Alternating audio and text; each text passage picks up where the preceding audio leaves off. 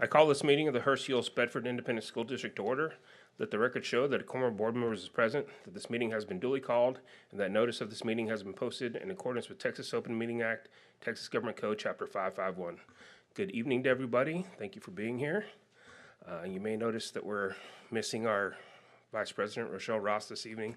So I hope you understand if our hearts and heads might be a little distracted this evening as we're thinking about her and the difficult time that her husband Tommy and her 3 children are going through. But we're going to push through and try to take care of the business of the district this evening.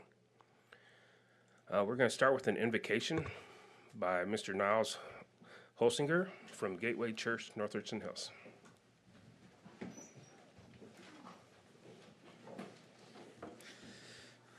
Thank you so much for having me. And I'd like to take this time as we pray for this meeting to also pray for Rochelle and her family, if you wouldn't mind. Let's pray. Lord, God, I thank you that you are not the God who used to heal. You're the God who heals today. And right now we pray for Rochelle. And Lord, we pray for a complete and total restoration of her body right now. Lord, I thank you that wherever she is, that your spirit is resting on her and healing her body. And Lord, we pray for her family, for Tommy, for the kids. We pray that your peace would rest on that family, that you would be the comforter, you would be their counselor, that they would know that they can find you next to them, not far away. And Lord, for those in this room who are worrying for their friend, Lord, I pray you would give peace to their hearts and you would be peace to their minds. God, we know that you are in complete control and that you are not far away from Rochelle. And Lord, for this board and this meeting, I thank you, God, for the leadership you've given us in this district. I pray you give them wisdom tonight. You give them discernment. You give them ears to hear, and you give them courage to lead this district and our kids. Lord, my kids included, Lord. You'd give them the courage to lead this district. In Jesus' name we pray. Amen. Thank you. Thank you so much. Next, we're going to have our Pledge of Allegiance, and tonight it'll be led by 2 students from Oakwood Terrace. We have Ami Diallo and Sia Osi Lika. Allegiance to the flag of the United States of America and to the republic for which it stands, one nation, under God, indivisible, with liberty and justice for all.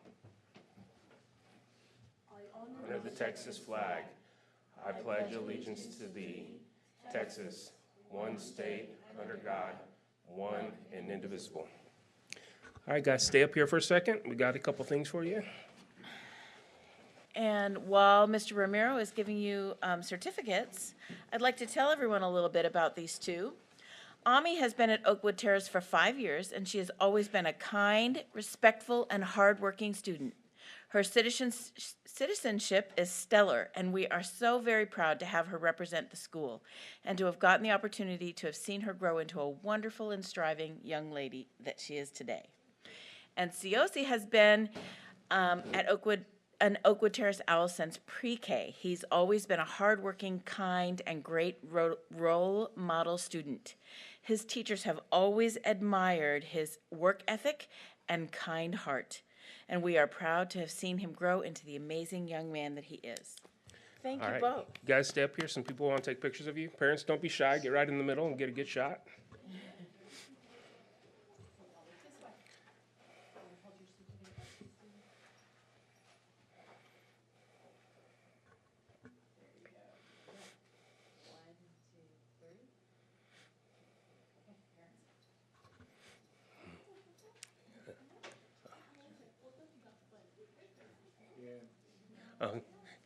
Yeah, and you want to take a picture with the parents?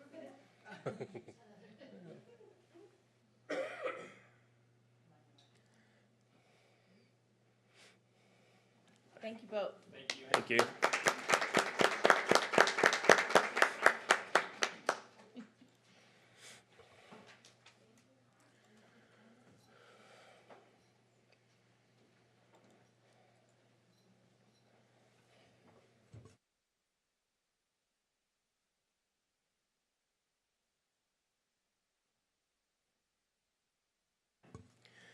Tonight, the Board of Trustees is meeting in its regularly scheduled monthly meeting to officially act on the items included in the posted agenda. The Board welcomes and appreciates comments and input from the community. Open forum is provided at each meeting to allow the public to address the Board. There will be 2 open forums tonight. Open forum number 1 is to hear requests regarding agenda items only. Open forum number 2 is to hear requests or make comments regarding non-agenda items and will be heard at the end of the meeting. Those addressing the Board are asked to limit their comments to 3 minutes per meeting. The speaker should identify his or her name, group affiliation if any, and make a brief presentation with an identified solution if one is sought. Remarks should be addressed to the Board as a whole. Oral presentations may not include charges against any employee or board member by name. It is my responsibility to determine if a person addressing the Board has attempted to resolve a concern informally or through the district's complaint policies. If not, the speaker will be directed to follow the appropriate policy. The Board requests that all presentations be made in a courteous, respectful, and professional manner, and asks that speakers monitor their own behavior. If you wish to speak during one of the open forums, please fill out one of the cards located on the table in the entry hall. All right, we're going to start by going over the board activity chart. I'll start with Mr. Campos. Since we met in public, we've obviously gotten through a very busy Christmas season, so just a couple things. As always, I really enjoy the senior breakfast that comes together for us. The Dash for Hope was great as well. I had my very first opportunity of actually flying and visiting the schools with Santa, and it is just wonderful to see our kids and how excited they are. Plus, it was also an interesting opportunity to get to see a lot of our elementary schools from the air. We've been seeing schematics of it, but actually seeing it with my own eyes has been quite awesome. Very excited about the Bel Air tour. The school was amazing and seeing what we've done with that. And then just hats off to our PTA presidents. They do an amazing job, and got to see a really good presentation of our new VIPs and how parents are going to be checking in the future, and some good security and safety things that were really good. That's all I got. Yeah, I don't have too much to add. I do want to add a little bit about the Santa helicopter flight, and really a shout out to Santa's Texas team of volunteers and elves who make that happen, and primarily to Bell Flight for their sponsorship of that event and making sure that that event takes place every year. I also attended the Trinity and Bell basketball game the other night, and it was a roaring, raucous crowd, a very full gymnasium, and a really great evening. And then, of course, the Trinity football banquet was a few days ago, and that was a great way to send off those seniors and get the younger kids to start thinking about what's next. All right, thank you. Any other board members have anything they want to mention? All right, Dr. Harrington, any comments? The only comment I wanted to share was the, if you ever wonder what the job of superintendent always involves, today with the possibility of freezing rain, it involves 3:30 drive around the district, which was all clear, as you can tell, but Thank you for that. other duties as assigned. Right? Yeah. They don't tell you that in superintendent school, do No, they don't. You're up that early anyways, right? It was close. Yeah. All right, any clarifications required? None at this time. Okay.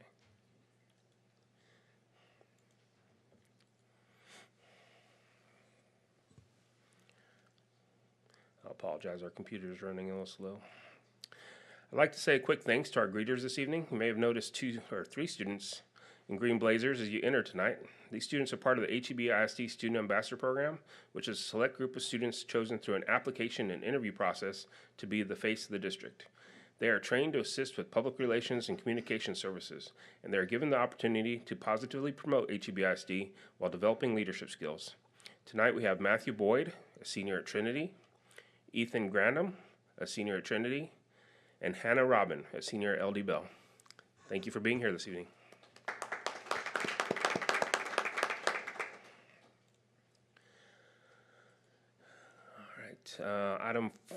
We're skipping 4.02, so 4.03, Government Finance Officers Association, the Association of School Business Officials Awards to Business Operations. Ms. Hollander? Lots of words. I'd like to invite Deputy Superintendent of Business Operations, Debbie Williams, up here with me. And then I would like Dana Laux to come up as well. And I'm going to tell you a little bit about this. You have heard about these awards for the last 20 years because we have won them every year for the last 20 years. But let me give the public a little bit of information. The Government Finance Officers Association Certificate Achievement is the highest form of recognition in the area of government accounting and financial reporting, and its attainment represents a significant accomplishment by a government and its management. HEB-ISD has met the high standards of this program, which includes demonstrating a constructive spirit of full disclosure to clearly communicate its financial story, and it builds trust and engaging with the school community. And our business operations and our accounting department has done a fabulous job of this. The second the second award is from the Association of School Business Officials International. The ASBO Certificate of Excellence is for financial reporting for the fiscal year ending in 2022. So this is a 2022 award, and it represents a significant achievement as well.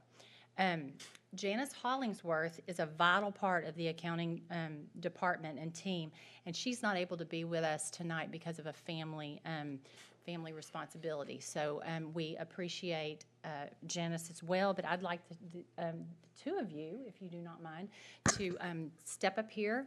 Dr. Harrington, if you would join them. And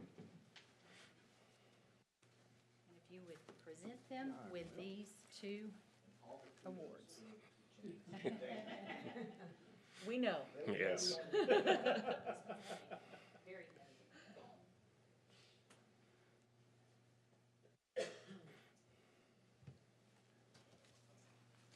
We are very proud of our business ops and especially our accounting department. Thank you very much. Yeah, and I want to just say a quick congratulations to Dobie and the team. I mean, ever since I've been on the board for 11 years, we've always had great deputies of finance, but Janice has also been that one consistent the entire time. We know that she's incredibly important to the finance operations of this district. We're ready for open forum number 1.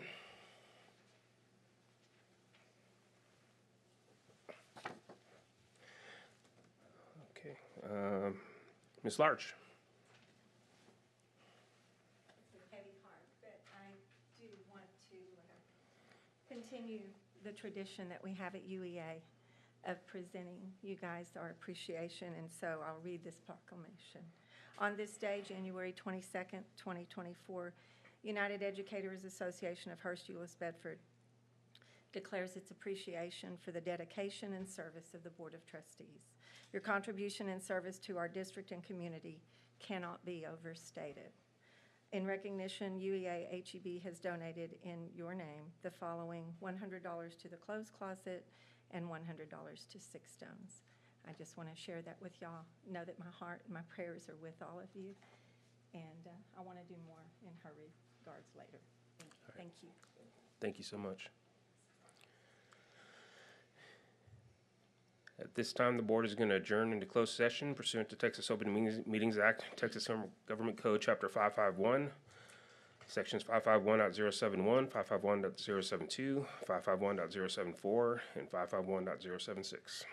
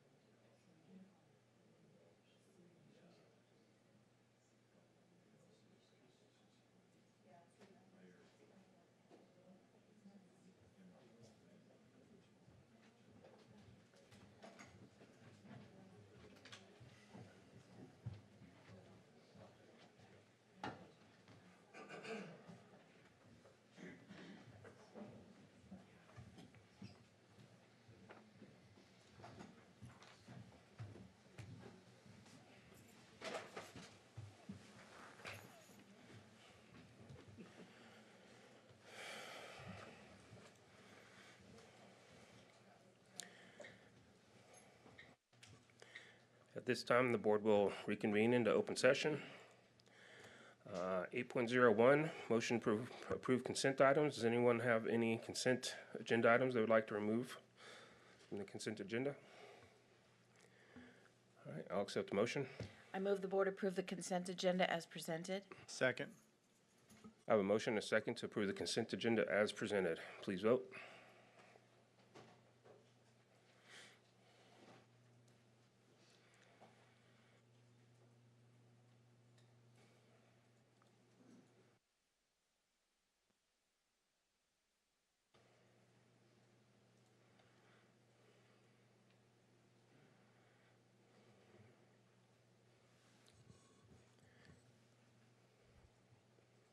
Yeah. All right, and the motion passes. All right, reports and presentations. Were there any questions on the employments and resignations? Any questions on disbursements? All right, 9.03, 2024-2025 update on employees' leave days and employment calendars well-being focus. Ms. Tuttle. So as we plan for the 24-25 school year, we continue to consider employee well-being. And tonight's presentation is going to focus on some recommended changes in the areas of employee leave days and employment calendars. We've been working since last spring to identify some areas in which there may be room for some changes that would positively impact our employees while also continuing to allow us to meet student needs. The goals are here on the screen of these recommended changes. We want to honor our employees' time. Our employees tell us, and we know that they value work-life balance. We also want to be able to compete with surrounding districts to retain our quality employees, but also to remain competitive as we recruit future employees. We know that impacting the longevity of employees' tenure with the district is important, and if we can move the dial in some of these areas, we want to be open to that. So we regularly study and evaluate the practices in surrounding districts to determine the comparability of our policies, our procedures with those, so that when possible, we can make changes. And so we're really excited to be able to share these recommendations tonight. The first area in which we're recommending changes is in the area of leave days. We're going to start with state personal leave. In our current policy, every employee earns 5 state personal days annually, assuming they work the entire year. They are allowed by policy to utilize up to 5 discretionary state personal leave days annually.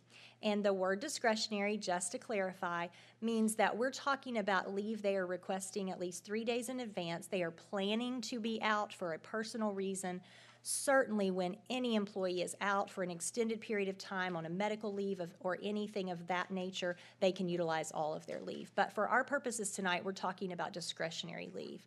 That personal leave is subject to our restricted leave calendar, and the only way to utilize a day of personal leave on one of those restricted date calendars is to go through our process of requesting that day. And then their personal leave balance for these state personal days is always carried over annually, and it also travels with the employee. So if an employee comes to us as an experienced educator, they're going to bring their personal days with them, and if they go to another district, they're going to take those days with them. The one change we are recommending with regard to state personal leave for the 24-25 school year does not change the number of days that employees earn from the district, but it does allow employees who happen to have a leave balance because either they've not used 5 days each year or they have a bank from being a veteran employee, they would be able to use up to 7 discretionary state personal days annually. But we would keep the up to 5 days taken consecutively in place. Is that at the principal's discretion? The personal requests for personal leave, yes, those are at the principal's discretion, but our board policy is really clear on what can be considered when approving a day of leave, and it talks about the campus operations, teacher securing a sub when possible, things of that nature. Most of our principals, especially when those days are asked far in advance and there isn't going to be a large number of employees out, are readily approving those. Is there a limit a principal can give? Just the 5 that are in policy, right? Oh, a number? We don't have a threshold. It's really about making sure that there's going to be coverage for the campus operations. Great question. The next area is a new area that we're going to call well-being days. So we have been studying and watching as districts around us have come up with different versions of this. Some call it different things. But a well-being day, in our definition, is going to be a day that allows an employee to take a day off from work without it having to go against their state personal leave or their sick leave. So again, valuing their time and looking for that work-life balance, giving our 187-day to 205-day employees 1 well-being day annually. Who are 187 to 205-day employees? For general purposes, 187-day employees are our teachers, teacher assistants, etc. Our 205-day employees, and we do have some calendars between there, are typically going to be some of our secretaries, some of our support personnel. Then for those who work 205 days to 220 days, which our 220-day employees are typically going to be your elementary, junior high principals, some of our assistant principals, our instructional coordinators, secretaries to support those roles. They would earn 2 well-being days annually. The difference in a well-being day and a state personal leave day is that the well-being day is still subject to restricted leave calendar, but it is not carried over annually. So an employee is not going to take this day or these days with them. In other words, they're going to utilize that day throughout the year, and then at the end of the year, there is no value monetarily to that day. Is the 205 1 or 2? Oh, you know what? Great. Yes, 205 is 1. My apology. That should have been 210, and I apologize for that. We will get that corrected. And then we are also going to do an additional recommendation that we're going to call a non-work day, and this will be for our 220-day employees only. Again, our 220-day employees include our elementary and junior high principals and our instructional coordinators. There are other employees, of course, included, some of the secretaries also, but I want to focus on some of those employees because of the lack of flexibility that they have to be able to utilize that leave because of the restricted day leave calendars. What I want to mention here is that this workday, again, it's not carried over annually. The employee would not take this with them to another Texas school district. And while it would not be subject to restricted leave, supervisors would work with the employees in this calendar to ensure there was no disruption to campus operations, district operations. For example, clearly we would not have a campus leader, for example, who needed to be present and leading campus professional development would not be out on a campus professional development day, but there may be other restricted leave days that for employees who don't work significantly or significant number of days such as 220, there isn't as much of a need for that flexibility. But for these folks who, while they're not year-round, like our 240s and our 248s, they are the closest group that we're talking about tonight, and they do work a significant number of days above the majority of our employees. So again, this would be a non-work day, 1 non-work day. So keep in mind for our 220-day employees, that's 1 non-work day, and that's 2 well-being days. And the only difference in those 2 is that that well-being day is still subject to restricted leave. Now I want to talk for a moment about our employment calendars. You know what, I'm going to back up for a second. One thing that I know I have shared with you in a Friday update, but I want to make sure that it is shared tonight. One of the questions that might be asked is, we're in the middle of a substitute shortage and we're increasing the number of days that employees can use. We're adding a well-being day. And so I just want to address that tonight by saying that we are certainly, along with every other district in the state, experiencing a substitute shortage. We are also experiencing an educator shortage. And we know that the competition is great, and we also know that there are very few things that we can do because of budgetary restraints and because of our legislature not doing their jobs to take care of teachers and educators. And so for that reason, we have to really be mindful as we're recommending changes to as far as the cost and the impact to the local budget. While there will be a small cost to these days, the only cost will be in the payment of subs for our 187-day teachers and teacher assistants who utilize a well-being day or take an additional 2 days of personal leave that they have in their balance. So I want to address that and say that we will keep our eye on that gauge. We will make sure that as we try to move the dial toward well-being, we don't negatively impact instruction, and we will continue to study and look at and make recommendations about our substitute compensation to keep it competitive as well. But I do think it's important to address that so that everybody knows that we do have an eye on both things. Cicely, before you leave. Yes. On the fifth of illness, do you still need a doctor's note? Yes, that has to do with medical. Yes, for sick leave. Yes, sir. So you could say 4 days of ill and then take 1 personal day? I mean, you certainly could. I've just seen that before, so it'd be nice. Sure. And that's one of the things that we have recognized as we have looked at the amount of money that we would be spending for these sub-days. We know that in any organization, you have the majority of your employees who follow all of the rules, and certainly when there's a need, we investigate these these issues, but we also know there's going to be employees, there are employees who will call in, for example, on a Monday or a Friday, and they'll call in sick because of that restriction on how many personal leave days they can use. We also believe that this gives us a better chance of planning and preparing for that because we're increasing the number of personal days they can use. There's less of a need for some of our employees to do that. So great question, Andy. Our employment calendars are the next area that I want to discuss with you. We are making some recommendations for 24-25 related to the changing of 2 of our employment calendars and the removal of 1 employee calendar.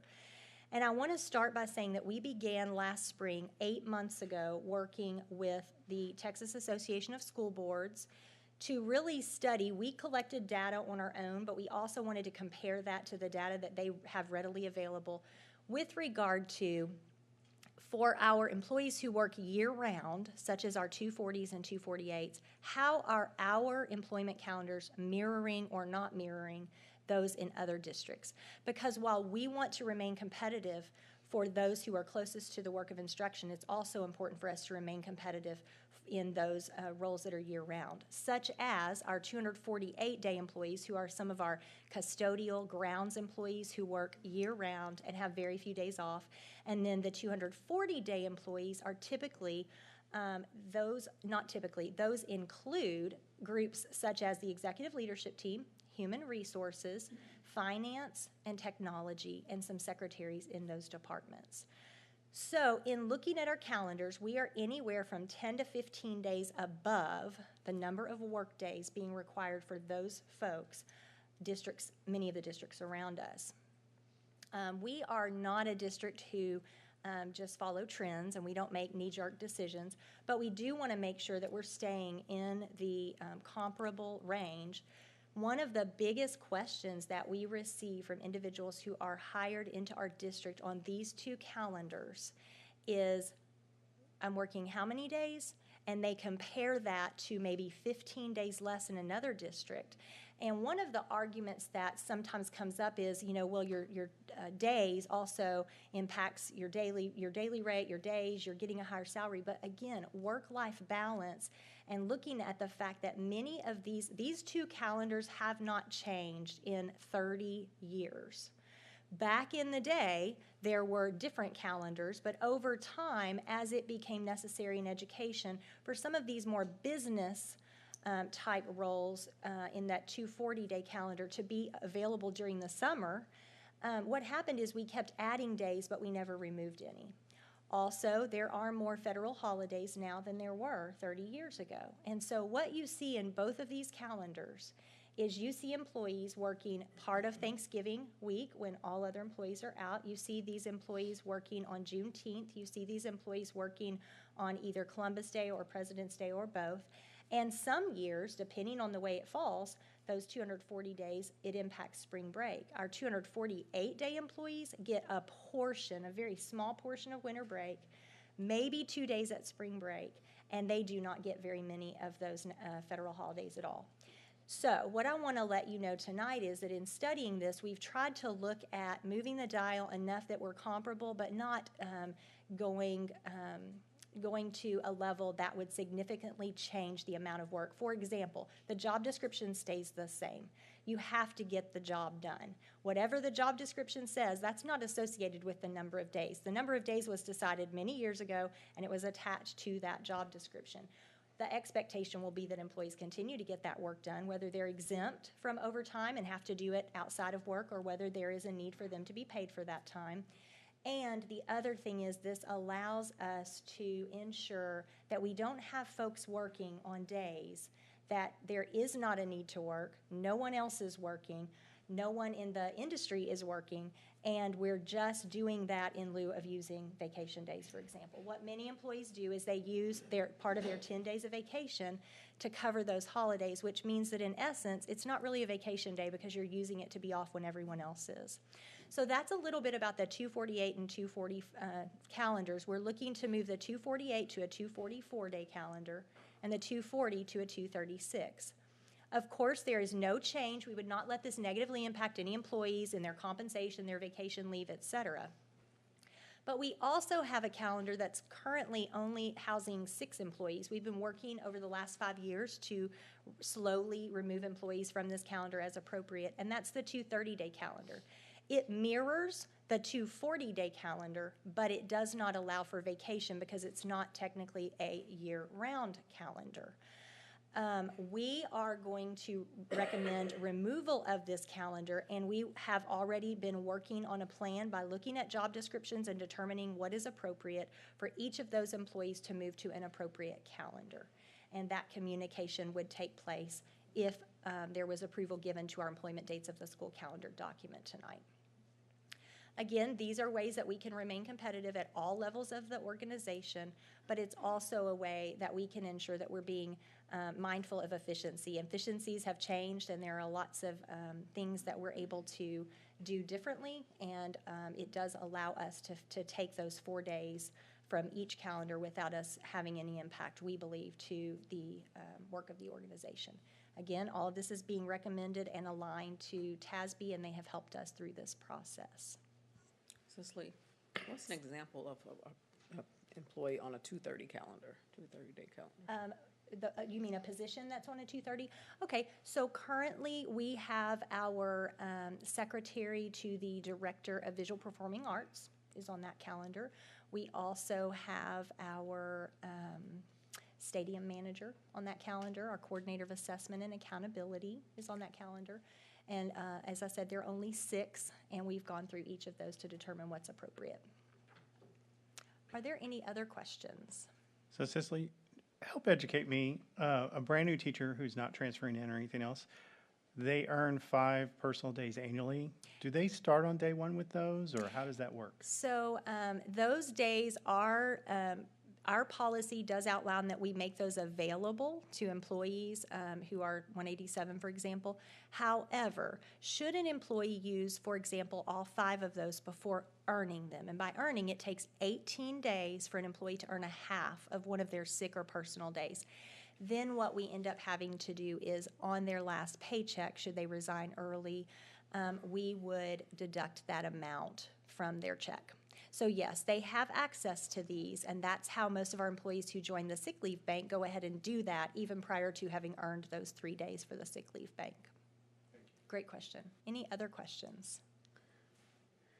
So when you drop the number of days down, you adjust the hourly pay for the exempt employees up so that they're. Yes, that is correct. And But how does that work for the hourly? It is the exact same. For an hourly employee, what's going to happen? Great question, Matt. What is going to happen is, let's say that an hourly employee, their hourly rate goes up, because we're, again, holding employees harmless for this being an operational decision. Then let's say that that employee was needed to work overtime, that hourly rate and that overtime would be higher for that employee. So it is advantageous to them. Okay, so they are going to get a small bump to reflect those 4 days. Correct. Okay. But their salary would stay the same. It's just that hourly rate in that case. Does that make sense? Yes. Any other questions? I don't have a question, but I have 2 comments. Okay. One is I appreciate all the time and effort and work that went into this. I don't think this certainly goes a long way to doing what we can for employees. But my second comment is piggybacking on something that you said, that, we're in a situation with funding that the legislature has put us in. And, if there were a way to do more, this board would certainly have the appetite to do more, but there's just not funding to do more. So this is the best we can do, given, the circumstances that we're given. But I appreciate all the work. Thank you. We appreciate your support, and we're very excited to be able to roll this out to the employees. We think it'll go a long way. Thank you very much. Thank you. All right, 9.04, Board Policy DK, Regulation, Assignments, and Schedules. So you all are aware that last spring, as one of our retention and recruitment strategies, we did implement a pilot for 2 of our departments to begin utilizing some remote work options. And we did roll that out very successfully. It increased our ability to secure staff, especially in the area of special education support this summer. And all of those positions were able to be filled, and we believe partly because of the support of this initiative. But we also, now that we are in that, we've completed one full semester, we've worked out what we believe are all of the bugs, it's time to make sure that our board policy actually aligns and lays out those practices. And so we are actually bringing forward for information for you tonight an addition of board policy DK regulation. There isn't currently a regulation at that series on schedules and assignments, but we are recommending to add that and wanted you to know that it will allow us to be aligned to the process we've already rolled out. All right, any questions on board policy DK? All right, thank you, Ms. Settle. Next, we're going to have a technology update. Dr. Hopkins.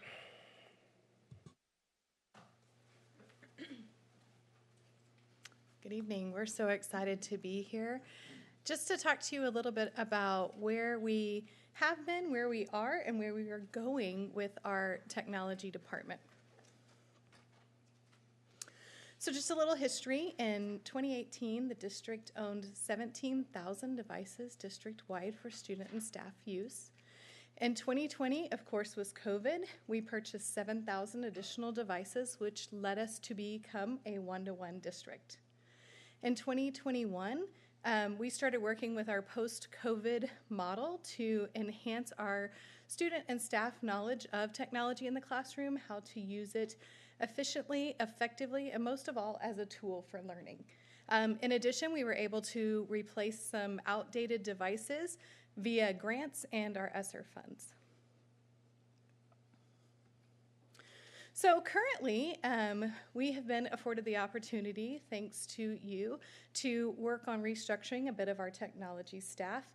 We were able to add 2 additional ed tech coaches who are responsible for supporting the teachers in the classroom. We now have been able to limit the number of campuses that each coach has down to 3 or 4, which really has provided some effective instruction within our classroom and the ability for these coaches to really build relationships with teachers and support our teachers on the integration of our curriculum with technology. In addition, we have worked to become a little more fiscally responsible with our campus hardware techs and our hardware technologists. And we're working on new and exciting ways to support campuses and ensuring that their systems are up and running, but that we are being a good use of our resources. And finally, we've put some investments into our cybersecurity with safety and security for our district as a whole. So our classroom advancements, first of all, as I talked about, we have transitioned to a one-to-one district. In addition, the interactive flat panels that we are installing, we will have most of our elementary classrooms with an interactive flat panel by the end of this summer. Midway Park will be our last install, not including our newly built campuses that we will go back to because they do have new displays in them. So campuses such as Arbor Creek, Oakwood Terrace, we'll go back and update some of their technology with this next bond. We're also working with our teachers on mobility in the classroom. So all of our teachers have iPads and laptops. And so what we're working with them on is becoming what we call untethered, where they have the ability to have a device in hand and to move around the classroom, whether it is giving them proximity to a student or the ability to teach from a back corner while the students are up at the board leading. The teacher can easily navigate slides, move information around for a student. So those are some of the trainings that we've really been working with our teachers on. And finally, by June, we will have completed our wireless update, which means that we've replaced every wireless access point within our district to allow us to use all of these wonderful wireless devices and make sure that our students and teachers have a seamless learning opportunity. So with new technology and with the integration of it into our classrooms, it also caused us to have the need to really develop our leaders. So we have several ways that we've been doing that. One of the things that we have done is TechFest leadership strands that are happening within our leadership development meeting. So just as a reminder, our leadership development meeting is coordinators and up, all the way up to principals and executive leadership, business operations, and education operations. So every time there's a leadership development meeting, our team provides choice opportunities to our leaders so that they can come and learn a way that they can integrate technology, not just into the classroom, but into their work in their department to help make us more efficient and effective. In addition, we offer EdTech Bites, and that's an opportunity that is really offered to anyone at the admin complex. So secretaries, last week we trained on pivot tables and formulas in Excel spreadsheets for our secretaries. Today we looked at using Canva for educators as well. So we're providing that opportunity. Anybody that goes to an LDM meeting can also come to EdTech Bites. So if they'd like to double up on their training, that's okay too. We're also partnering with specific departments. For example, we work with HR on a regular basis. We're working with the payroll department to help them just learn how to use the tools that we have to really run their departments and make sure that everyone in their department is trained and equipped. And finally, as we talked about at the board ambassador meeting, we're working on training on artificial intelligence management and giving our teachers and our staff resources so that they can understand it and embrace it and use it as an effective tool for the classroom. In addition, we are working with our teachers on pedagogy. So as we've always talked about, technology in the classroom is great, but we want to make sure that it is active and engaged technology. We want to make sure that students aren't just passively staring at screens, but that they are using it as a true learning tool. So we are really focusing on blended learning training with our teachers. We utilize our LMS integration, which is Seesaw and Canvas. So we have Seesaw pre-K to 2, Canvas 3 through 12. And then in addition to that, we've talked before about Hattie and his high effect strategies. We want to make sure that all the strategies that we're using are research based and that they are the most effective strategies that are guaranteed to create the most growth for our students. So we're really adding those effect strategies into all of our technology teaching and learning. We also look at technology as a formative assessment tool. So in the past, you could give an assessment to your class and you have to wait, grade it, disaggregate the data, figure out what you want to do with it. Now we're teaching our teachers how to use technology effectively so that even by the end of the class period, they can already look and know what students learned the content, what students do I need to circle back to next time we meet or later this afternoon, and how can I effectively use the information that this assessment has gleaned. So real-time feedback, not only for students, but for our teachers too. Also, because of our new Flex program, we're offering 2 different training opportunities for teachers. We have PD in your PJs and PD at the PMC. So our PD in your PJs is a virtual training opportunity. Our last one, we had over 120 teachers in attendance, and we were working on more than worksheets, how to take a worksheet, digitize it, create it into an interactive learning experience for our students. So we provide that opportunity for teachers, or if you prefer a more face-to-face opportunity, then we offer PD at the PMC. All of these trainings are focused on taking technology, but incorporating the HEB curriculum and focusing on pedagogy, not just the device. And finally, we offer 3 choice learning opportunities for our teachers. So Innovate HEB is a application-based opportunity for teachers. They apply, they interview, and are selected. They commit to meeting between once a month and every 6 weeks. They complete a book study. They meet one-on-one with their group of coaches. We come and we do classroom observations. We provide feedback to these teachers, and they set goals at the beginning of the year of how they want to work within their classroom. This is really the brainchild of Stacy Birch, one of our ed tech coaches, but she and a team of our ed tech coaches have really worked to train up some teachers, and they're doing some very incredible things in our classroom using our existing curriculum and just tweaking technology to really help grow our students. Kind of a lighter version of Innovate, if it's too much for you, is Techsperts. That's a choice learning opportunity for teachers where your ed tech coach assigned to your campus will come and meet one-on-one with the teacher. They will provide a goal setting session, and then they will come and work with that teacher on their goal. So it could be come and teach with me in my classroom, help me utilize technology in this way. So they're either co-teaching with the teacher, they're having planning sessions, they're giving feedback to the teachers. And then, as you know, Tech Fest is our annual conference that we offer for teachers. We've moved it to July. We got really great feedback that teachers love it right when they're ready to come back to school. So we'll be planning and preparing for that again next year. So all of this, everything that I've talked about and everything that we've been doing, it's preparing us for the future. So we can do all of these things, but some things that we're really actively working for within our department is making sure that we are remote instruction ready. If COVID taught us nothing, it's that we need to be able to turn on a dime. So one of the things that we're feeling really good about and confident about with the skills of our teachers and the work of our students is that, if we had to go remote, we could. Jeff Blankenship here is going to talk to you about our hybrid program and how exciting it is and what opportunities we're bringing to our secondary students. In addition to the work we're doing, we're really creating post-secondary students. We're creating them for whatever their post-secondary learning opportunity is, whether it's in a trade or college or the workforce. The skills that we're equipping our students with are setting them up for success.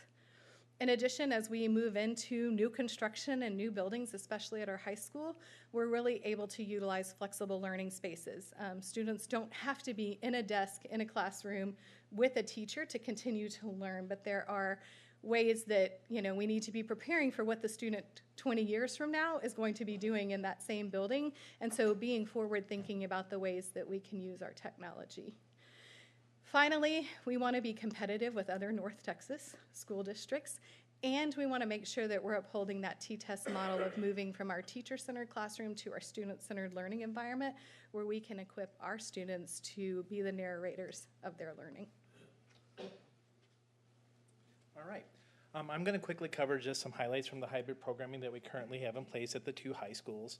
And as Dr. Hopkins mentioned, really the overarching goal of that is just to prepare kids for the college experience, certification experiences above and beyond high school, or even if they're going into vocational experiences.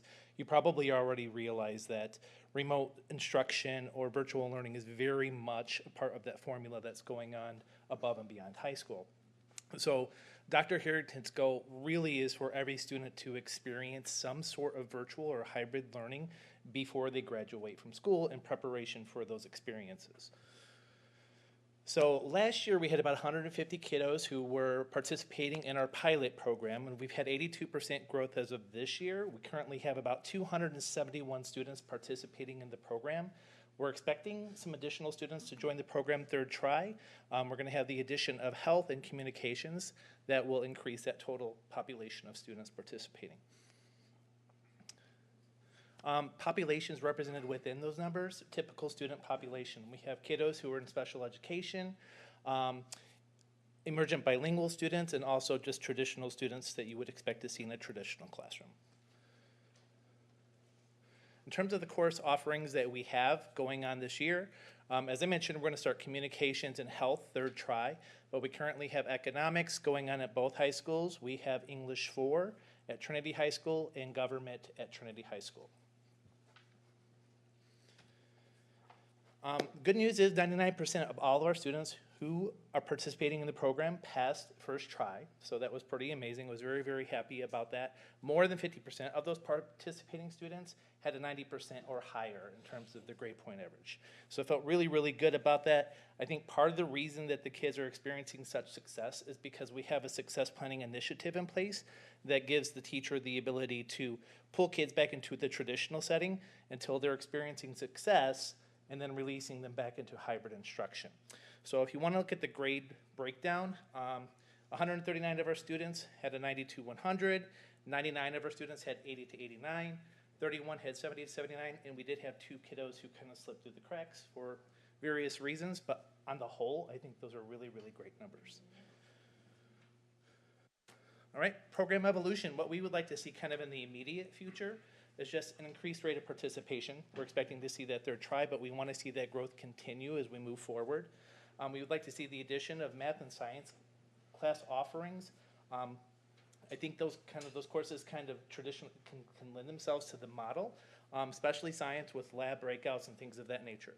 We're looking at piloting an asynchronous course. If you're not familiar with virtual learning terminology, that would be a 100% virtual online course.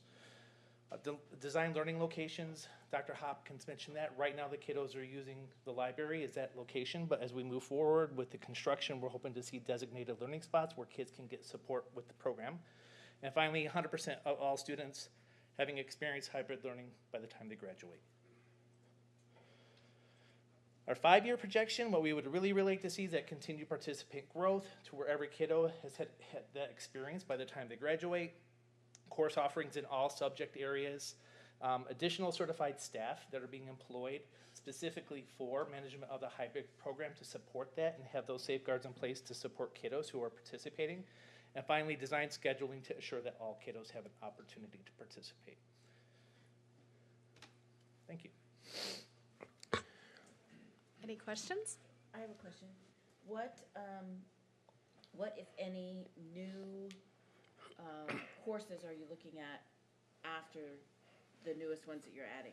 We're currently looking at adding an additional English course at Bell High School. We're also, they're kind of tossing around the idea that we would very much like to see the addition of the science class, and they're looking at staffing options that are available to them there and trying to decide whether or not that's going to be a good fit. So we at least have the addition of 2 classes for next year. Okay, good, thank you. So when you have one class that's being taught out of both high schools, is that a separate teacher from each high school, or is it one teacher teaching students from both high schools? Because of the hybrid solution that we have in place, it is 2 separate teachers, and that's because the teacher has the flexibility to pull the kids into that traditional classroom environment, and with those safeguards in place to support the kiddos. So it's still a traditional classroom, 1 teacher, 1 classroom, but the kids can be in like for 2 days and out for 3 days and pulled in as needed if they're not successful. Through growth of the program, though, we anticipate that we could provide a solution where we could have 1 teacher, 2 campuses as we continue to grow our program and build fidelity. I could see where if you had a class that may not have enough to make a class from each school, you might base it out of the Buinger and Right. kind of could use the same philosophy, just a central location. Exactly, and one of the keys to the program is just, in addition to preparing our students for post-secondary success, is providing all learning opportunities for all students. So through a model like this, we can meet that need. Okay. Any other questions? So I'm just curious, does this open the door for, let's say, a student gets hurt or something rather, where they are in that situation where they're gone from school an extended period? Are they going to be able to incorporate this? Or, I mean, is that an idea? So possibly. Currently, no, because the current program, they would miss 50% of the in-class instruction. But our asynchronous classes would definitely lend themselves to that opportunity because our students will not be on campus for those opportunities. So I think there's very much the opportunity to dream and think of all of the creative solutions that this program can meet. And we're trying to work along with the laws that are in place too, so they're evolving as we speak also. So some of the things are like, ooh, could we do this? Well, not yet, but we do anticipate that we will be in the future. We frequently challenge TEA with our program and our questions that we ask. And a lot of times when we ask questions, they have to go research and come back to us. And so we're making sure that we're walking that fine line, but that line of opportunity that we like to look at. I'd like to ask a selfish question. Okay. I would like some Canva training. Okay. So when you have something available that is not, that is more beginner focused, Sure. let me know. I'll second that. Okay. Well, we can do anything you like, so we'll get you taken care of. Thank you, guys. Don't call me. Noted. Thank you very much. Thank you. Thank you. All right, 9.06, College Career and Military Readiness, CCMR update. Dr. Johnson. Good evening. So, at some point last year, I forget exactly when, Dr. Harrington, he told the story about what some of our courses and new programs could do for kids. And, he's known to say that, I'm going to grab, when it comes to welding, I'm going to grab that kid and I'm going to put him in that class and I'm going to change his life forever. And so this is the indicator to me of changing kids' lives, like Dr. Harrington talks about. So this is the January update for CCMR. Strategic Plan Goal 1.4. And so just like we talked about last year, there is a lot of data that's involved in CCMR data. So much so that we use 3 resources to triangulate our data. We use the data that we get from TEA, and then we have 2 systems, On Data Suite, which we do our PEAM submission with, as well as Frontline Student Analytics. Because this is such a moving target, you'd be interested to know that TEA even sent us the wrong data.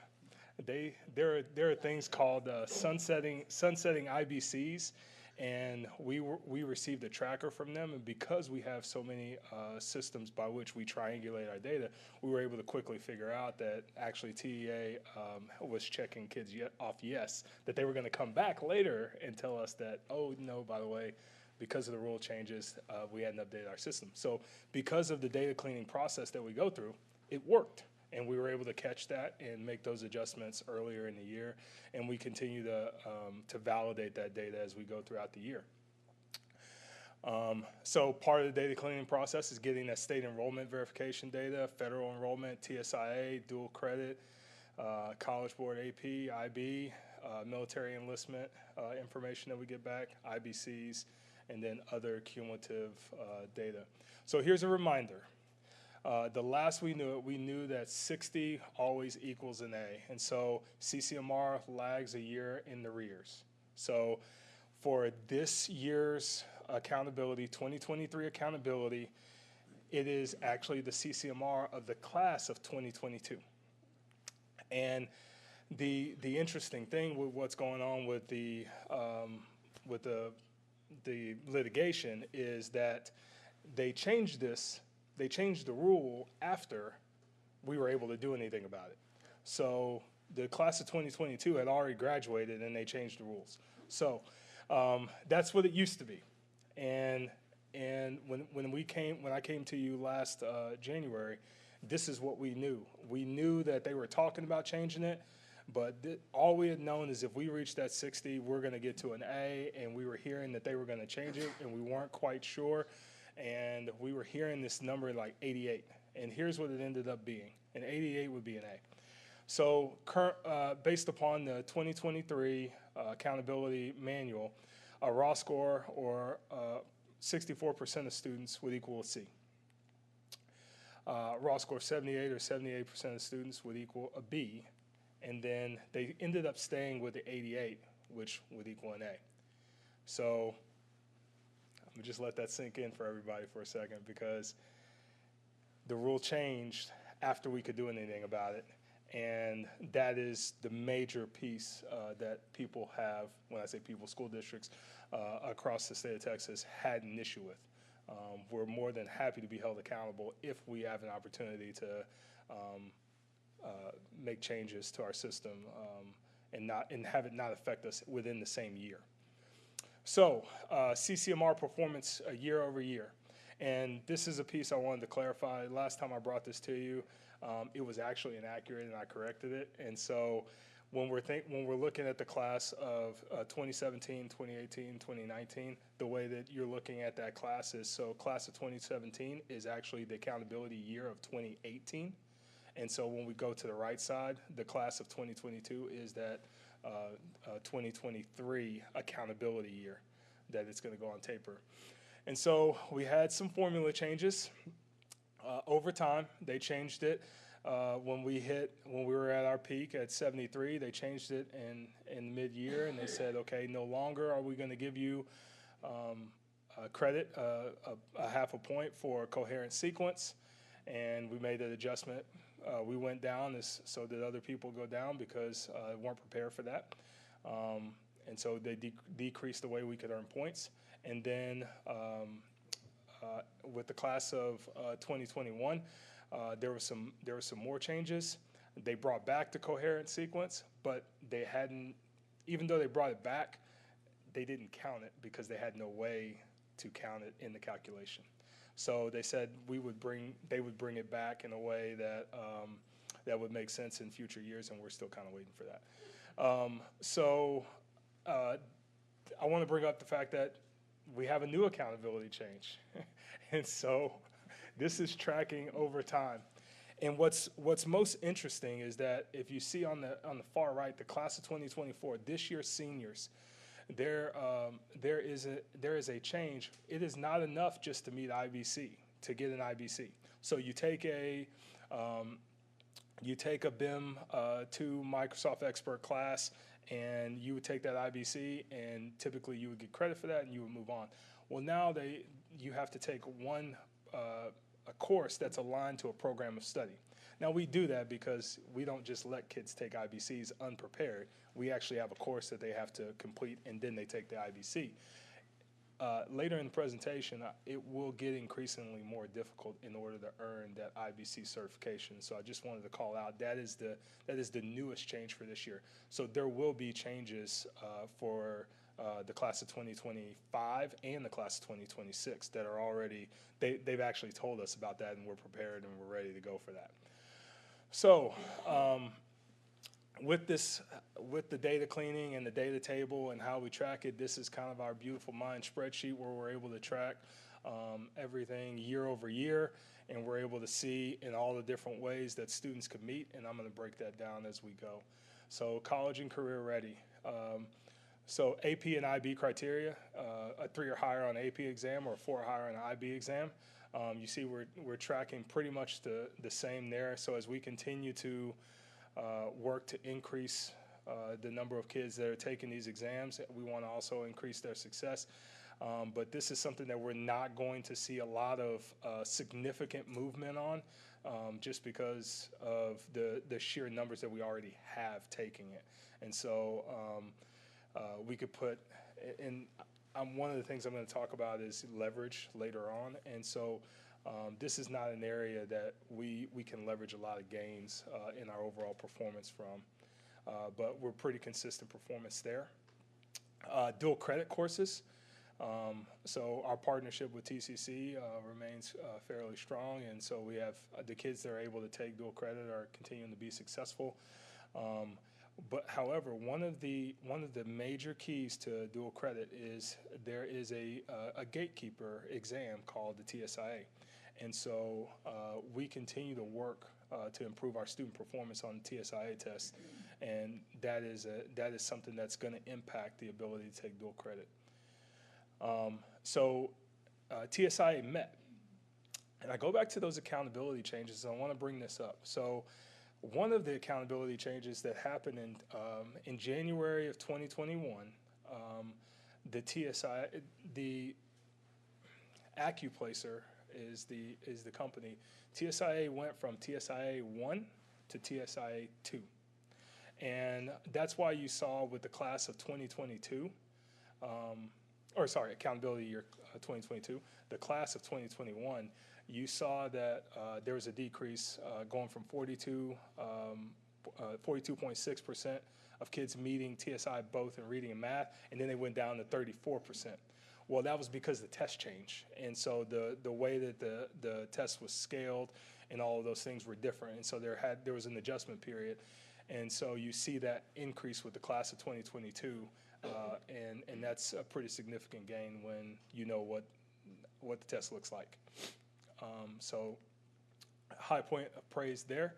And another high point of praise for Deborah Harvey and all of her teachers at the Buinger and all of our Bell and Trinity High School teachers that are pushing kids to find their passions.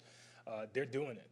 They're getting in classes that they're enjoying and they're being successful at, and they are taking IBCs and being successful at an alarmingly positive rate. And so we see that year over year we've gone from 3% all the way to 37% of our students meeting IBCs, and that is a Herculean feat, and I think they should be definitely pat on the back on that. And so when I talk about those changes that we know that are coming, so for this year's class of 2024, which is going to be on accountability year 2025, students have to take that IBC, and they have to take a course that's aligned to the program of study. Next year's senior class is going to have to be a concentrator, which is 2. They're going to have to take 2 courses that align to that program of study. And then for the class of 2026, which will be on 2027 accountability, they'll have to be what's considered a completer. And so they'll have to have 3 or more courses for 4 or more credits. And so when you think about that, when we start talking about level 3 and level 4 courses in the program of study, we're working really hard to make sure that our programs of study align with the newly released TEA programs of study so that we can be ready to meet that as we go. So we're in great shape. We continue to improve, and military ready is an area that that we get back from the state. And so as we bring on JROTC next year, we hope to see more kids enroll in the military, and we know that our community is excited about that. And so this time last year, where was the class of 2023 this time last year? Last year I reported they were at a 53.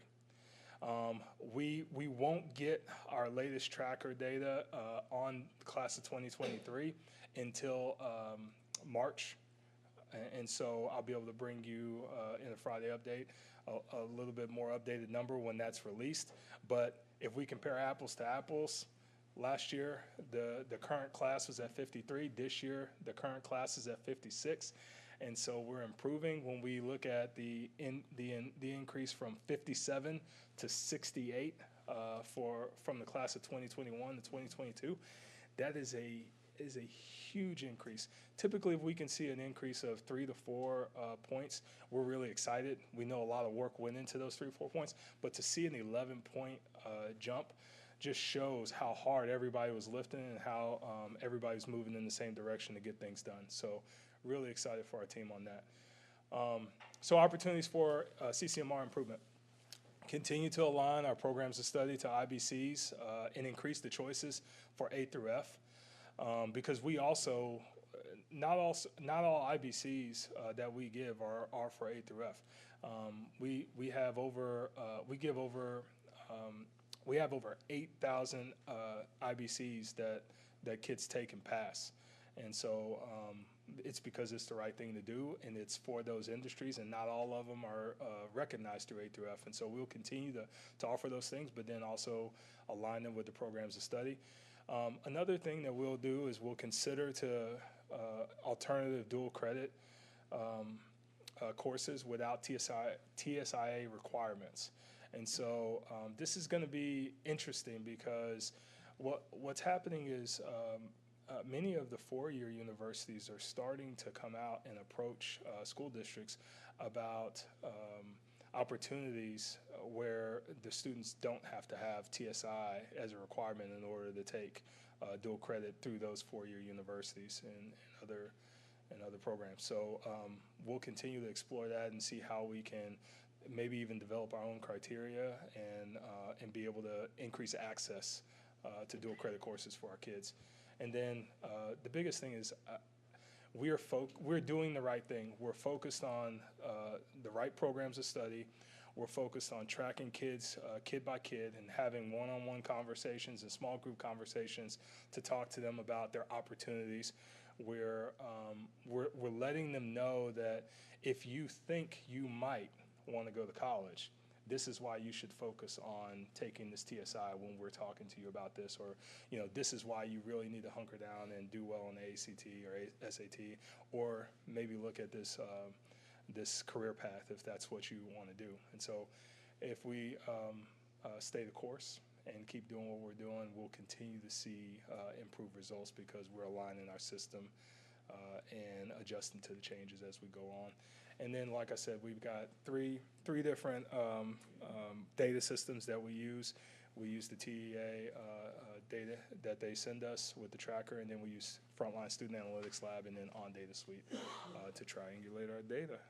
And so with that, do we have any questions? Any questions on this report? I've got some questions, Brandon. We've talked about our increase in special ed numbers jumping up over the last 2 or 3 years.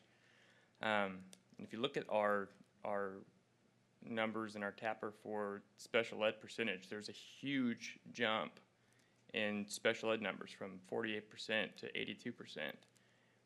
What do you attribute that to? And is that an outlier? Is that going to be a 1-year outlier, or is that something that we're going to be seeing going forward? Because we've got such a large percentage of special ed students. I'm wondering how that factors into our CCMR numbers. I'm going to defer to Renee because you threw out some numbers that I am not as familiar with, and so I'm going to bring her up. But I will tell you from a CCMR standpoint, we're fine. And the reason we're fine is because the way our system is designed, students can meet all of the normal ways, but then also we don't put kids in a situation to take tests and try to meet criteria that's not appropriate for them.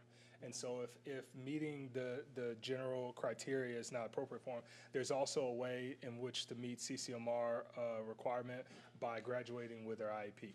But I'm going to back up, and I'm going to let her. Okay, so there's several things going on, and you may remember, may not, but I did a presentation last year, and I just updated that presentation with EdOps today. And so since the feds have been intervening with TEA and special ed, we have increased by 52% in HEB, and you'll see that trending in quite a few districts. We're a little bit higher than a lot of our comparison districts. Northwest, I think, is about the same as us, but everyone's trending up.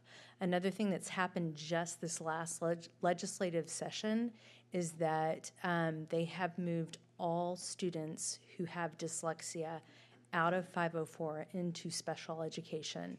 So we are continuing to increase, and by 2025, all of those students must be under IDA and not 504. So we are going to see that increase. The good thing about students, a lot of our students who have dyslexia, is that a lot of them are very bright, and they should help our SPED scores, is what I think we will see. Because a lot of them they may struggle in reading, but they do usually do well on STAR overall. Okay? I just want to make sure Sure. I heard what Dr. Johnson said. I heard it right. So if a special education student, they can earn the CCMR credit by graduating with their IEP complete. Is that what I heard you say? Mm-hmm. Okay. Yeah. Yeah. And so that should be Yes. That should be everybody. And our goal is to make sure that, that's our last option, because we have many kids that can also meet the requirement. And it was really interesting. I just had an aha moment. I knew the percentages, but when we counted as an overall percentage increase, I was like, whoa, I hadn't heard that number yet. But yeah, it's pretty staggering. It is, and we're at a C. Under the old grading, we would be an A. Right. We're at a C, but I don't think that's what should be what should be lost in that is an 11-point increase is tremendous. And if you just look at the districts that we compare ourselves to with our STAR performance, I mean, we are over Birdville, we're over Eagle Mountain, Saginaw, we're over Mansfield, we're over Keller, we're within 1 point of Grapevine, Colleyville, and the only person who's beating us is Northwest. So just because we're a C, when we're still in comparison to other districts, we're doing a really good job. And I think we're well on our way to being able to get into the direction of an A. And I think it's interesting, you don't even have to comment on this, but there's only one district who's an A, and they're at 88%. Interesting, isn't that interesting? Finding those cutoff lines. Yes. Last thing, on the adding the 3 and 4 level classes, where are we currently on having 3 and 4 level classes to meet that requirement that we're going to have in 3 or 4 years, and where do we really need to focus on adding? So we have level 3 and 4 classes, and if you remember when last year, when we talked about bringing on welding, the question was, well, how do we accelerate those kids who want to go through all of the levels that we can offer if they have it in their room for their schedule? That's going to be our biggest challenge. So what do we do for a kid that's moved in that has the room in their schedule, and we need to accelerate them into a level 3 and 4 class? So that's the major shift that we're looking at. But as far as if you're in our system, we're already there. We don't need to make any major adjustments there. That's where I think those asynchronous classes could really help us, right? So if we can knock out health and speech or whatever in asynchronous, then we can free up time in those kids' schedules. All right. Any more questions? Thank you, Dr. Johnson. All right, 9.07, briefing presentation to the board regarding planned bond issuance. Mr. Williams. Okay, good evening. As you know, we passed a bond back in November. So we are now, the time has, allotted amount of time required has passed, so we're moving into that next stage. So I'm going to let George Williford with Hilltop Securities, our financial advisor, kind of talk through some of those moving parts and what we've got to accomplish to get that done. George? Thank you. Mr. Romero and members of the board, it's a pleasure to be here. And as Dobie was indicating, first, congratulations on passage of the election. Since November, we've been working closely, trying to get a handle on the pace, expected pace of expenditures and so on, and that's a big basis for the issue that'll be planned and be coming.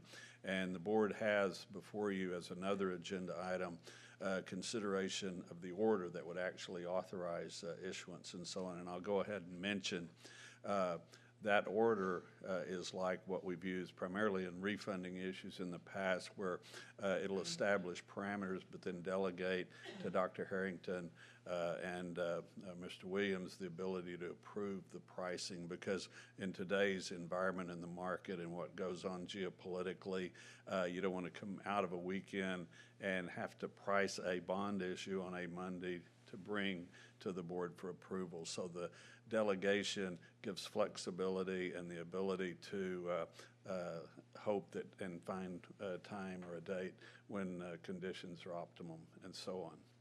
So working with expected cash flows and so on, the issue that is planned will be in a range of $550 to $650 million, and you'll see the asterisk, the note. That's contingent upon what interest rates are at the time of sale. And based on the cash flow, which is not just facilities but includes technology items as well, all of it's incorporated, that would provide somewhere between 30 to 33 months projected expenditures. Under the IRS rules, an issuer is supposed to have a reasonable expectation that you'll spend 85% of the money within a 3-year period. And whereas in the past, and I was meeting with another issuer this morning that's looking at the same type deal, you might consider 18 months of expenditures and come back and do another issue and so on. Well, with interest rates being like they are, the investment opportunity on the proceeds is such that if you go ahead and issue for a longer duration or period of time of expected expenditures, you're going to have the ability to invest those dollars longer. And like I said, current interest rates are such that, you know, it could be material money that would be earned that will be additional project dollars that can be spent toward project costs. The reason it's contingent upon the interest rates is you'll see we're trying to adhere to the tax rate expectation that was communicated to the voters. So what was told to them was that the first year it would be 28.86 cents, then for a 2-year period 35.98 before it elevated to what might be the maximum rate. And the final note just kind of reiterated that tonight you will be considering action on the order to authorize. You'll see, again, this kind of restates what the targeted maximum rates are, that 28.86, 35.98 for 2 years. And then as it stands right now, we have modeled 37 cents thereafter for a period of time. You'll note that the voters were actually told, based on values last year or earlier this year, that 37.32 could be the maximum rate. So as it even stands now, it's expected to beat that. You'll see what we have been modeling at for a first issue is 4.65%. Well, to adhere to the tax rates, that would enable or allow issuance of $550 million. If rates dropped or were 4.35, around 0.3 of a point less, it would enable issuance of $600 million. And where rates have been most recently around 4% level, so if it were 4.05, it would enable up to $650 million. So we just need to see what interest rates are and then work closer to see if not just the rates, but we need to pull it down slightly for any reason. But somewhere around that $600 million plus or minus would be, you know, probably the best expectation. This is very busy.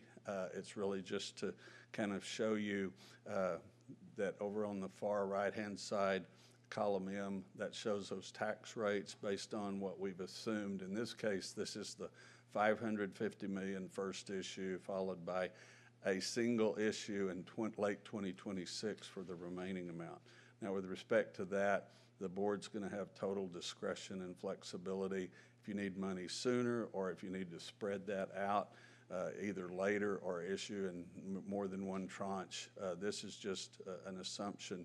What is important, though, is on column C, and I know you probably, except on a hard copy, have a hard time seeing it.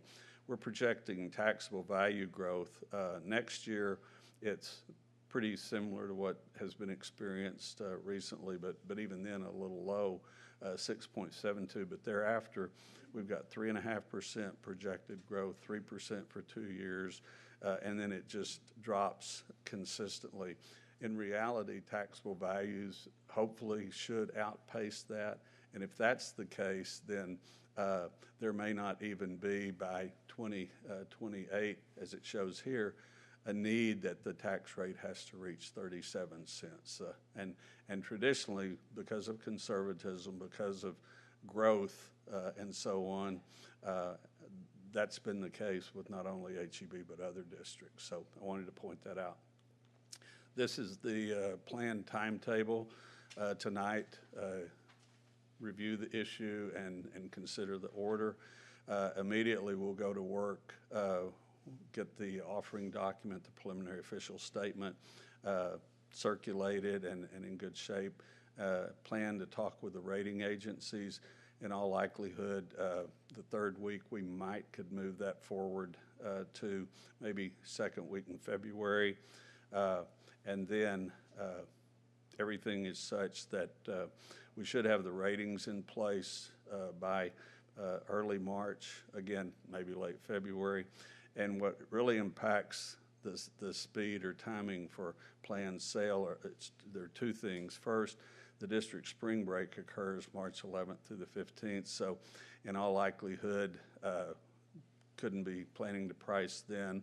And then the problem is the next week, March 19th and 20th, there's a Federal Reserve meeting, so that kind of nicks it that week out because you don't want to be trying to go to market right on top of the Federal Reserve meeting. So right now, the calendar says the end of March, that last week would be the expected pricing date. And again, if we can move everything and get it before spring break, we would try, but I don't know that I can promise that. But based on this calendar, then closing would be end of April. That's when the district would receive the money that could be, again. And I prepared this chart just to show you kind of where we stand. If you go back to the first of 23, you'll see where interest rates were. And as I told in a meeting earlier today, when we got to around September, really the 1st of October, it was kind of a scary time because rates started really rising, and nobody knew if that was something that was just going to continue. But luckily, right toward the end of the year, really November, it turned and rates dropped pretty precipitously, and they've kind of stayed in a range. And so hopefully that'll be the case. We'll stay close to where they are now, another, say, month and a half or so out. But with that, I'd be glad to answer any questions. And then with respect to the order, Chris Settle and McCall, Parkhurst, and Horton Bond Counsel of the district is here, and at that point can explain or answer any questions you have as well. All right, any questions? I have one question, just acronym question. For the January 23rd, it says receive PSF approval. What is that? That's the Permanent School Fund. Okay. We applied to TEA, and we did that in December. And so they, with new money, approve the third week of a month. And so by tomorrow, we should receive, and Dr. Harrington probably in email receive the approval letter. And by the way, that is what enables the district or this bond issue to have a AAA rating, which is kind of the gold standard across the country. All right, any more questions? Thank you, Mr. Wilford. Thank you. All right, we're ready for action items. There were no items removed from the consent agenda, so 10.02, consider approval of annual comprehensive financial report for the fiscal year ending August 31st, 2023. Mr. Okay, Williams? the same audit we got the awards on earlier. This is the fiscal year-end 2023 audit. I'm going to let Ms. Sarah Dempsey with our auditing firm, Weaver, is it still Tidwell or just Weaver? Legally, Weaver and Tidwell, yeah. Okay. So I you're good. noticed on the presentation it says just Weaver. Yeah, So, anyway. we shortened it a little bit. Yeah, thank you. Thank you, Mr. Romero and board, for having me tonight. As you know, we come here every year to let you know how the audits go, how the audit went, the audit results and everything. So I'm going to skip ahead to the process that we go through. We do abide by the government auditing standards, the generally accepted auditing standards, and then you have a single audit, so we use that uniform guidance. So you have that 165-page report, and really the district prepares that report, and what we do is we go in and we audit those balances. So that's what we're here to do tonight, and then once we have the opinion in the financial statements, they can get the bond issuances, and you can move forward with that. So that's really what this audit is. And what we do when we receive the financials is look at it from a risk-based approach. We're looking to see where could they be materially misstated. So a lot of that is the federal and state revenue, that state aid revenue allotment. There's estimates going into that. We're making sure that's correct. Construction in progress, your liabilities. So we spend a lot of time with this report going through and making sure that the balances that the district has provided are accurate so that we can give an opinion on the financial statements. And then for the single audit where we're auditing the major program, which was ESSER this year, about $13 million, we're testing internal controls over ESSER, and we're testing compliance with ESSER. Also, we're testing internal controls over the financial reporting process. So you get 3 reports as part of our audit, the unmodified opinion on the financial statements, and then an opinion on compliance with ESSER, and then the internal controls aren't opinions, but we do let you know if there were to be a material weakness. So I think skipping to what the results are would be really helpful. I think you know the process. You know, we're going through interim, we're walking through controls, and we've been through that a lot. So just skipping ahead to what the actual results are. So we have an unmodified opinion on the financial statements. There were no material weaknesses identified, no significant deficiencies to report to you, and no non-compliance material to the financial statements. So that's really the highest level of assurance we can provide, and it's the cleanest audit that a district can receive. It doesn't happen often, but the district continues to do that with the help of the team. Dana, Janice, Dobie, everyone is just really great to work with, and we wouldn't be able to get the results or the audit completed on time without their help. For the single audit, an unmodified opinion on ESSER, you're a low-risk auditee because you have not had those findings in previous years. So we're only required to get 20% coverage, but ESSER got us well over that, about 34% coverage testing ESSER. Again, no material weaknesses over the ESSER program, no significant deficiencies to report, and no audit findings. So it doesn't really get any better than that. Probably not a lot to say there. If there were findings, it gets a little more complicated. So going through this, we've talked about the required communications to those charged with governance. We go through our auditing standards. One thing to note, we do look for fraud and illegal acts. There were none of those. If there were material weaknesses, we would report those to you. This year, the big implementation was subscription-based IT arrangements, which you saw with your technology update, and ESSER provided some funding towards those, but those were put on the balance sheet this year. So that was the big change in the governmental accounting world. The estimates, again, we evaluate those to make sure they're reasonable. The state aid allotment is the biggest estimate in the financial statements and where we spend a majority of our time when we're testing revenue. No difficulties were encountered at all. They're ready for the audit. They prepare the report. No adjustments to bring to your attention, meaning we found errors. We would bring that to you in a report. There's nothing to bring forward there. So it really doesn't get any better than that. And I'm really here to take your questions. The last part of the slides that I have would be to show you the upcoming changes, but those are future year governmental accounting updates. So we can talk about those later, but GASB 100 and 101 are out. So that really affects the business office more than this meeting. So yeah, I'm here to talk, answer any questions that you have. Any questions on the audit? I think we're good. Thank you. Yep, thank you. Thanks. All right, 10.03, consider approval of order authorizing issuance of the Hurst-Euless-Bedford ISD Unlimited Tax Bond, School Building Bond, Series 2024. Oh, sorry, we had to do the action item. Sorry about that. All right, I'll accept a motion to approve the annual comprehensive financial report. I move the board approve the annual comprehensive financial report for fiscal year ending August 31st, 2023, as presented by Weaver and Tilden LLP.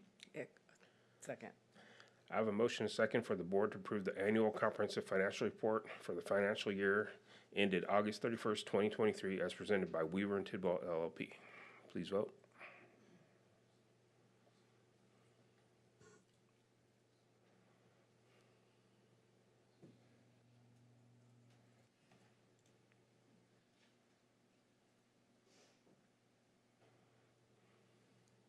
That motion passes. All right, now we're ready to discuss the issuance. Okay, as George just reported to the board on, we are asking the board to consider approving the order authorizing issuance of Hurst-Euless-Bedford ISD Unlimited Tax School Building Bonds. And I have Mr. Chris Settle with our bond attorneys, McCall, Parkhurst, and Horton. Is that correct? If you have any questions, he can certainly answer those. George is obviously still here also. If you have any questions about any of that, just Any questions on the issuance? All right, hearing none, I'll accept a motion. I move that the board approve to adopt an order authorizing the issuance and sale of Hurst-Euless-Bedford Independent School District Unlimited Tax School Building Bonds, Series 2024, as presented. I have a motion and a second for the board to adopt an order authorizing the issuance and sale of Hurst-Euless-Bedford Independent School District Unlimited Tax School Building Bonds, Series 2024, as presented. Please vote.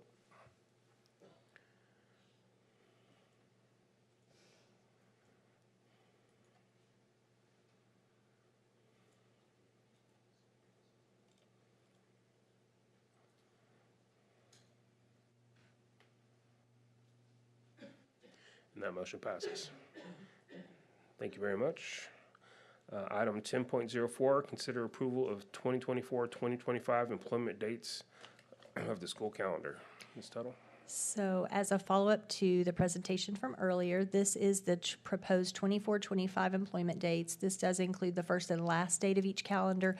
And of course, we have those calendars in full versions available in Human Resources, and upon approval, we will share these with staff so they may begin planning for their vacations, et cetera.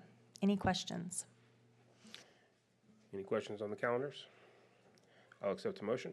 I move that the board approve the 2024-2025 employment dates as presented. Second. I have a motion and a second for the board to approve the 2024-2025 employment dates as presented. Please vote.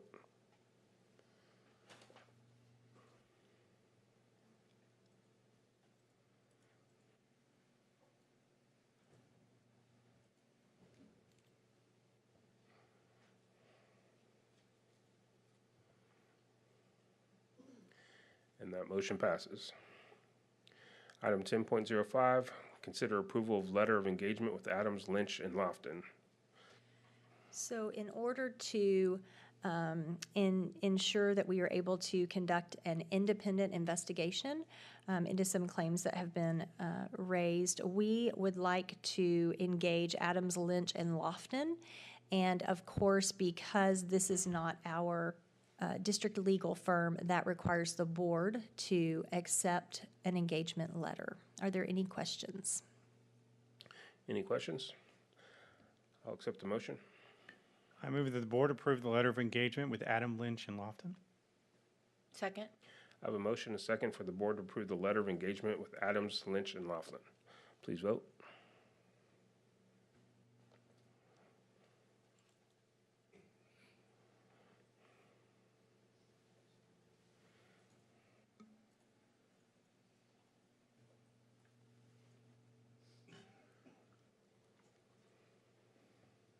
And that motion passes. All right, updates to the 2023-2024 staffing table.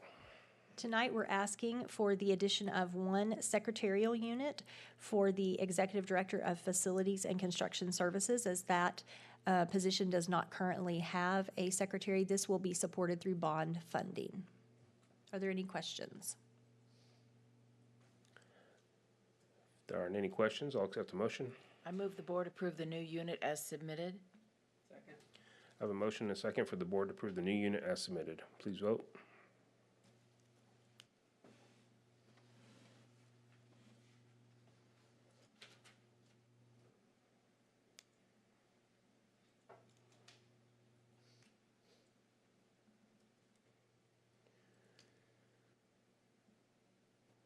And that motion passes. Thank you, Ms. Tuttle. Consider approval of managed catering program agreement. Mr. Kerbo. Well, Mr. Curvo obviously is not here. Mr. Curvo unfortunately fell ill, and I am going to try to fill in as best I can. We do wish to extend to Mr. Curvo our prayers and thoughts for a speedy recovery, as he's good. That's all I'll say about that. Okay.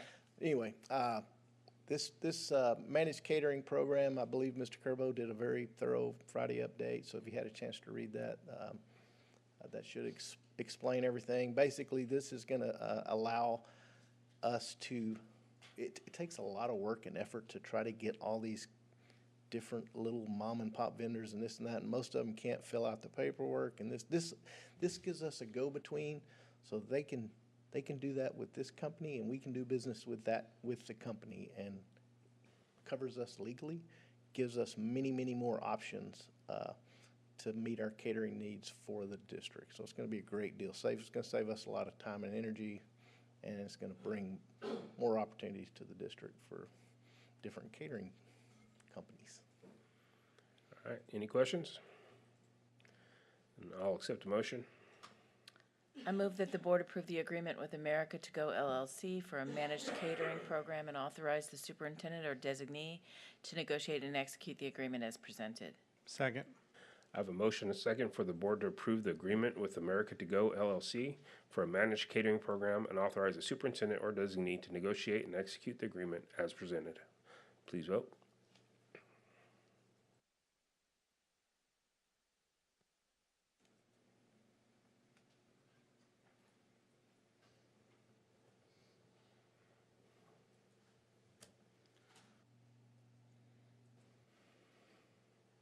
And that motion passes. Thank you for that. Item 10.08, consider approval of exclusive athletic and visual and performing arts apparel agreement. Okay, again, I think Gary had done a Friday update on this, but I'm going to let Brandon speak. He worked with Gary very closely on this, so he is much more knowledgeable about the intricacies of this if you have any questions. So the main thing is we have a great relationship with our vendors in the athletic department, and Nike being one of those vendors, and they work with different school districts across the state and the country when it comes to exclusive agreements. And Coach Fielder has done a lot of work with our coaches, looking at what we're currently ordering, who we're ordering it from, and things like that. And so this is an opportunity for us to increase the dollars in our budget by looking at what we're already purchasing and increasing our partnership with them through an exclusive agreement. And so it stands to bring in a total of $118,000 in benefits for our coaches and our students. It's been many years since I had any experience with this, but direct experience anyway. But I remember this being something that this type of generous contract is not given to all the districts. And it's something that we're very fortunate to have in this district. Is that still the case? Absolutely, and this does not. This is kind of started with the Trinity football agreement. That Trinity is one of the few high schools in the country that is a Nike elite school, where they get special uniforms and things like that, and other benefits. So we leveraged that relationship in order to provide more opportunities and outfit some of our other sports as well. As well as, sorry, I said sport, as well as VPA, because that's an important piece. VPA is definitely excited about this. Yeah. Yeah, and it's not band uniforms, but it's other things, T-shirts. And Yeah, things workout like gear. You know, if Nike makes it and we buy it as a uniform, then we can buy it from them. But you know, one of the things I said is don't be surprised if all of a sudden Nike starts making band uniforms because of this agreement. Yeah. Brandon, are you saying that 118,000 is going to increase their budget, or is it going into the general fund? That would be these two gentlemen's decision, but Are they here today? no.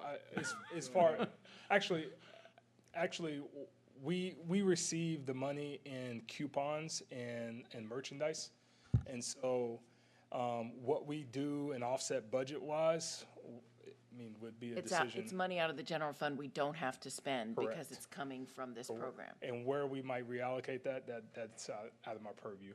But Mike, this is going to directly increase the amount and what they can get in the sports, correct? Yes, sir, that's correct. Does that interfere with what Trinity already gets? No, sir, it does not. Nope. Good question. All right. You're talking in terms of $118,000. I'm seeing $85,000. Where's the 118 coming from? So the $85,000 is from BSN. BSN Services, the Nike agreement, which is $30,000 for $15,000 per campus, and then $3,000 to the athletic department. Okay, but just in front of us tonight is the $85,000, and the contract speaks in terms of upfront allotments. So when we're talking about $40,000, I don't know if you have it in front of you, but I'm confused on, there's $5,000 in an upfront allotment to the fine arts department. There's $10,000 upfront allotment for the athletic department. And then there's two separate allotments, a $25,000 upfront allotment, and it just says each year of the agreement, and then in parentheses it says JRHS. Does that mean junior high, high school? Junior high schools. Okay, so $25,000 to junior high and $40,000 to high school? Yes. Is that split evenly among all 5 junior highs and all in the 2 high schools? Yes, but differently by program when you get to the high schools, because the money is going to be allocated evenly for the junior highs, the whole program, and then it's divvied out by sport by Coach Fielder's department. Okay, and then our upfront allotments, are those the coupons you're talking about? Sir. So it's not money in the bank? No, sir. Correct? Correct. So how does that work? So basically what the reason why it's coming to you is because looking at what we've spent with them in the past, they estimate our base contract at $250,000. And so if looking at what we spend over this first year, that's what these monies are based off. If we don't spend that much, then what they do is they lower our allotment 10%. Our allotment becomes 10% of what we actually spend. Where is that in the contract?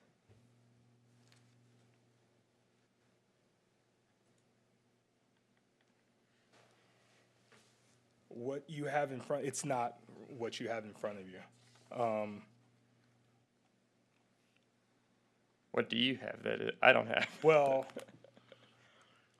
you are missing the Nike piece. So the Nike piece what you have is the BSN piece. I believe you're missing the Nike piece.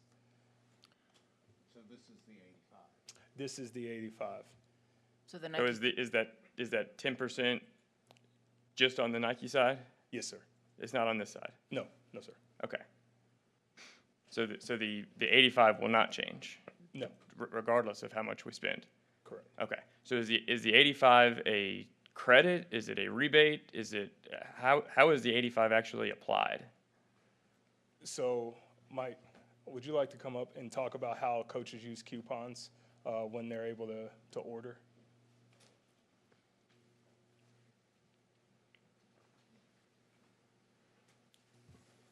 Good evening. Good evening.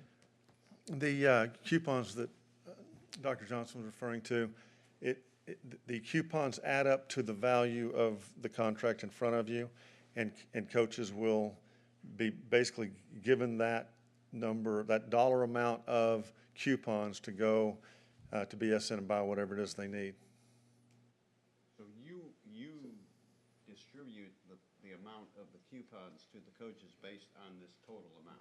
And exactly, and then they're able to go back, take the coupons as if they were dollars, cash, whatever, a check, and spend up to whatever that particular program's coupons equal. Okay. Okay. I think that answers it. Thank you. All right. Any other questions? There we go. All right, I'll accept a motion. I move that the board approve the exclusive apparel agreement with BSN Sports for Nike equipment and apparel as presented. Second. I have a motion and a second for the board to approve the exclusive apparel agreement with BSN Sports for Nike equipment and apparel as presented. Please vote.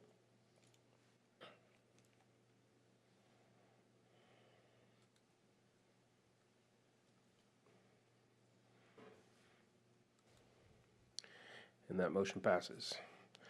All right, item 10.09, consider approval of attendance boundary adjustments. I believe we went over this in our work session, but it was in the wrong category, so that's why it did not go directly into our consent agenda. But if anyone has any questions, if not, I'll accept the motion. I move the board approve the attendance boundary adjustments as presented. Second. I have a motion and a second for the board to approve the attendance boundary adjustments as presented. Please vote.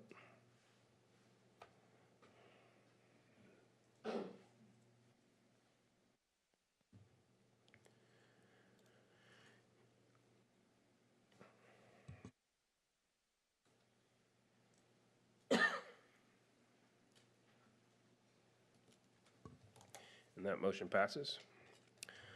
We are ready for open forum number 2.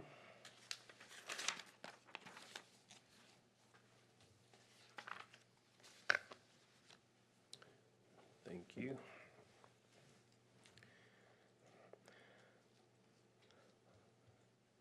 All right, one speaker tonight, Ms. Deontay Hall. I think you know how it all works. What's that? I think you know how it all works. Hello, my name is Deontay Hall, and tonight I am here on behalf of the cheerleaders in HEB and their parents, and I am asking the board for your support to help build the cheer program of HEB. As a mom of a third-year HEB cheerleader and a longtime cheer junkie, I have often said that this district does not support cheer and dance. I've been told that's not true, but I have several examples that say otherwise. Cheer is a year-round sport. We try out in February and immediately start practice. We go to cheer camp and practice throughout the summer in preparation for football season, and then immediately move into basketball. In the midst of basketball season, we also get ready for cheer competition. Most of the schools also support other sports like volleyball, soccer, baseball, etc. Despite the fact that cheer is a year-round sport, our coaching positions are often filled by teachers with little to no cheer experience, and they are paid less than the coaches for other sports. Cheer has a 5-year uniform rotation, where other sports get new uniforms every 3 years. In HEB, cheer teams are required by the district to attend cheer camp, but the district doesn't pay for that. This makes cheer a pay-to-play sport, with the parents paying on average $1,000 or more for their athletes to cheer every year. This year, New Trinity cheerleaders paid $2,000, and we still had to fundraise all year to sustain the program. With the introduction of the new 9th grade VPA and athletics plan, we assumed our athletes would be able to perform to their highest abilities by cheering on the JV or varsity cheer teams. Then we were told they would only be able to cheer on the freshman team. That was a disappointment, as it limits the number of athletes on an already underfilled team. Now we find out that not only can freshman cheerleaders not cheer to their highest abilities like all the other freshman athletes, they also won't be able to participate in sports. Freshman cheer will be the last period of the day, which is when the rest of 9th grade athletics is being held. This specifically hurts cheer because our numbers are already lower than any other sport. Freshmen participating in band and drill team will spend first period at Trinity, allowing them to participate in athletics the last period of the day. But for some reason, that's not the case for cheer. I'm sure you've heard that UIL doesn't allow students to have 2 PE or athletic classes in one day, but that's not completely accurate, as it doesn't apply to cheer, dance, or band. For the record, my daughter gave up sports this year, and she'll be a junior next year, so this issue doesn't directly affect her, but it will affect the Trinity teams, as our numbers are already down. I've been told repeatedly the district supports multi-sport athletes, but I'm not seeing proof of that as it relates to cheer.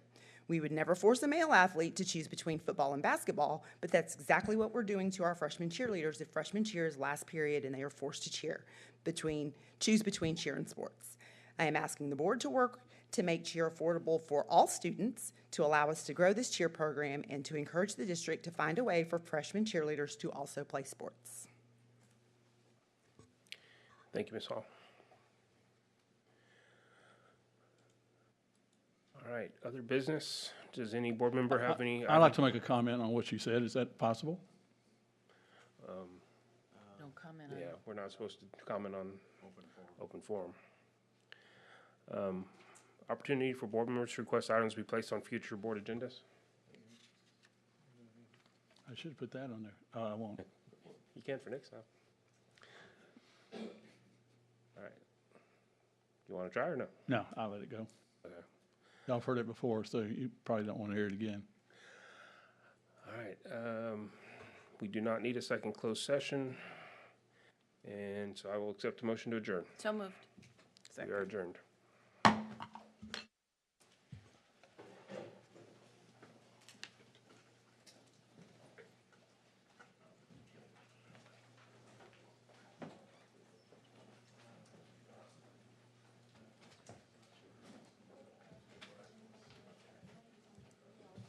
Now, Chris, you know, when you take those coupons and you're gonna buy helmets,